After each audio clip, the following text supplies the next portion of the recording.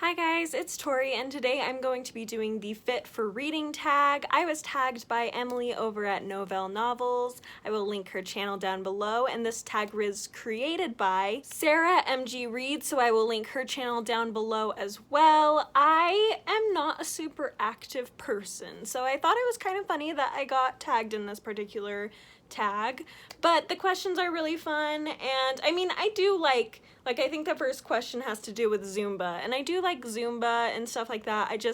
I'm not very good at regularly exercising. I need to be better, but anyway, let's just get into these questions. The first question is, Zumba, what is a twist and turny book that was fun to read? So I feel like I could choose a lot of books for this because I just feel like the most fun books to read tend to be a little more twisty and turny, but I think I'm going to go with Inkspell by Cornelia Funke. I have still yet to learn how to say that, but I am currently reading this book and there's just so much happening. Like, it's relatively slow plot-wise, but I just also feel like there's a lot going on. It's going in all sorts of directions. You think it's going a certain way, that maybe they'll finally get reunited, these people who are separated, and then they're not, over and over again, and there's a lot going on. So I'm going to go with that because I'm just loving reading that right now, and it's definitely twisty and turny. Question number 2 is CrossFit. What was the most intense book you've read? So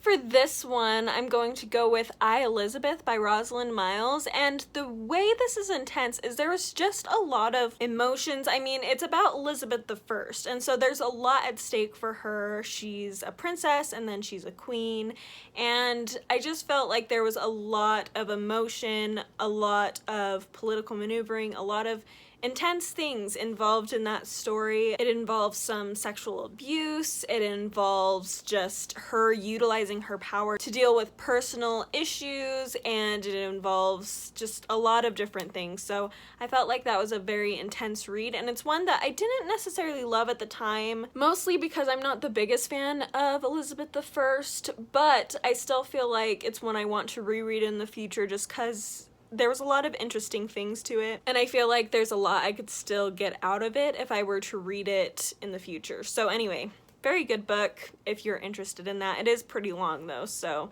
that's another reason why it's intense, is because it's a long book as well. Question 3 is Burpees Suck, a book you hated. Okay, I'm going to talk about the first book I've ever hated in my life.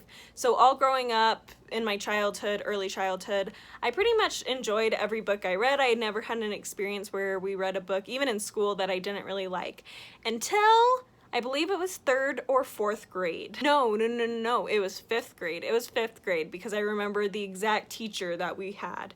And the book was Hatchet by, I don't even remember what the author's name is, but here's the cover, you can see.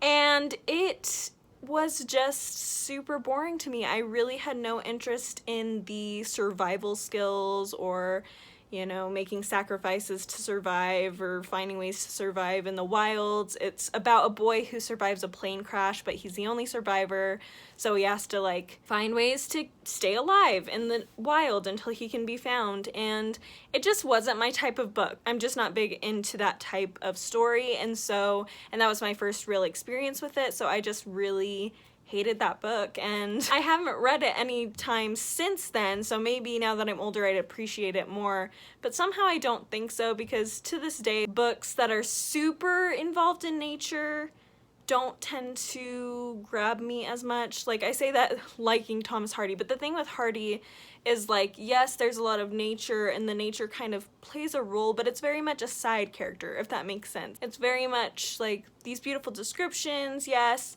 but it's about how the people interact with the landscape, and it's about really how the people interact with each other within that landscape. So I feel like it's a little different because I think I'd say I'm very much a relationship-driven reader. So similar to character-driven, but I really like how people relate to each other, not only to themselves, if that makes sense. And you don't get that in a lot of these nature stories like Hatchet, so really don't like that one, unfortunately. Number 4 is Intramural Sports. What book were you assigned to read at school but ended up liking so you couldn't wait to read it at night? So I could go with Tess of the D'Urbervilles by Thomas Hardy, but we're gonna mix it up a little bit, and I'm going to go with a book that I actually read that same year, but I also really loved, and that is Don Quixote by Miguel de Cervantes. I loved this book so much. We didn't even read the whole thing. We read like an abridged version of it, but I remember really enjoying it and thinking it was a lot of fun. If you've never heard of this or don't know what it's about, it follows an old man who loves stories about knights, and he continues to love them until he actually loses his mind and believes he is one, and so he goes on these wild adventures. The most famous scene in the book is when he attacks some windmills, saying that they're giants, and it's just an entertaining read that I feel like we can all kind of relate to, in the idea of, especially as children, you know, you see these stories, you watch these movies, read these books about all these different adventures, and you kind of end up putting yourself in one, although his is very extreme because he seems to really believe it, but it's just a really fun story, and one I actually really want to reread the unabridged version just to get the full length of it. I don't know. I might hate the unabridged version, but at least I can say I've read it at that point, but I did really enjoy the story that I read, and yeah. Number 5, running/jogging. This is probably, well, okay, I prefer to speed walk, but I don't mind a little bit of jogging here and there. But anyway, the question is, name a book that follows all the standard tropes but you still enjoyed. So for this, I feel like it's ideal to go with a romance book, because I feel like romance books almost always follow all the tropes. Like, it's hard to break away from romance tropes. Like, it at least follows some.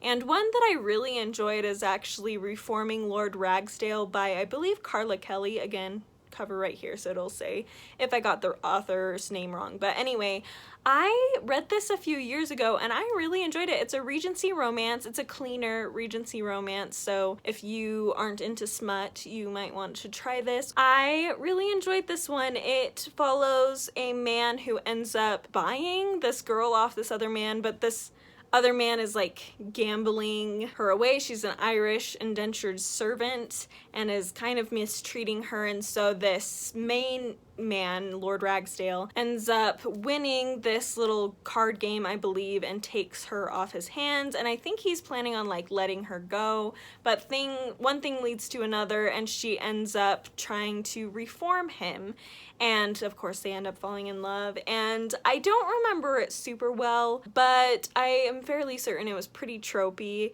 but I did really enjoy that one. In fact, it's one of the few romance books I've actually kept throughout the years, although I may get rid of it at some point.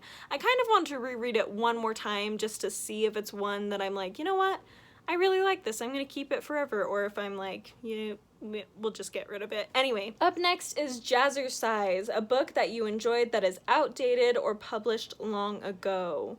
So I don't really know what to say for this one. I'm just going to take the easy road on this one, I think, and just name a classic that I've read recently and really loved, and I'm going to go with Frankenstein by Mary Shelley. I really enjoyed this, and I don't think it's necessarily outdated. I feel like it aged fairly well. I think there's little things throughout it that might be a little outdated, but overall I feel like it's a really interesting story, and I wasn't sure how I'd feel about it, so that's why I want to mention it here, because I ended up really enjoying it, and I actually want to read a little bit more by Mary Shelley. I know her other stuff is pretty different from this, but I feel like I'd be curious enough to read something else by her in the future. Okay, and question number 7, Trampoline Class. What book do you absolutely love but is underrated? Another question that's probably going to take me a minute to think of an answer to. Oh, I know what book I'm going to talk about. Okay, this is one I have not heard about on BookTube hardly at all. I think I've heard one person mention this book on their channel, and it's one that was my favorite book for a long time. Okay, that was the most craziest thing I've ever seen. My tripod thing is slightly broken, and so it like ended up squeezing out my phone, so it like flew at me. So anyway, sorry if the angle's different. I'll try to adjust it slightly. That was shaky, sorry. Anyway, my answer is Entwined by Heather Dixon, and again, this is one I haven't heard about a lot on BookTube, but it was my favorite book for a long time. And this is a retelling of the 12 Dancing Princesses, and we follow the oldest sister of the 12 Dancing Princesses, Azalea. And in the beginning of the books, her mother passes away in childbirth. She's been very sick for a long time. She's also pregnant, has the 12th daughter, and ends up passing away, and her father, the king, is very much in turmoil. He's just really struck by this tragedy, and he just really isn't available to his daughters to really help them. And so they kind of are left to their own devices, but they're in mourning, and so one of the rules in mourning is they can't dance, and their mother loved to dance. So these girls really want to feel connected with their mother by dancing, but they're not allowed to, and so they end up finding a secret passageway that leads them to this magical garden sort of place. And there they meet this man named the Keeper, and the Keeper says that they are allowed to dance there. However, he may not be all that he seems, and things kind of go on from there. It's a really fun story. There's definitely romance in it, but it's a lot more about the sister relationship, the father-daughter relationship, and it's just so sweet, and it also has a good amount of creep factor in it, which I feel like I love fairy tale retellings that have the creepy aspects in there very well. So I really enjoy this book, and I think more people should read it, and it's a standalone, so I think that's sometimes nice to have a fairy tale retelling that is just a standalone that you can read pretty quickly. I've reread it multiple times and I still really enjoy it. In fact, it's been a while since I've reread it, so maybe I'll need to pick it up again soon, but it's one that I really enjoy and think more people should read. And that is it. Those are my answers. I'm not going to tag anyone because I'm not sure who has done this tag, who would like to do this tag. I thought the questions were really fun, so if you want to do this tag, consider yourself tagged. That was a lot of tag in that sentence, or a couple sentences. Anyway, moving on. Thanks so much for watching. Be sure to like if you want to, and subscribe if you haven't already and would like to see more from me.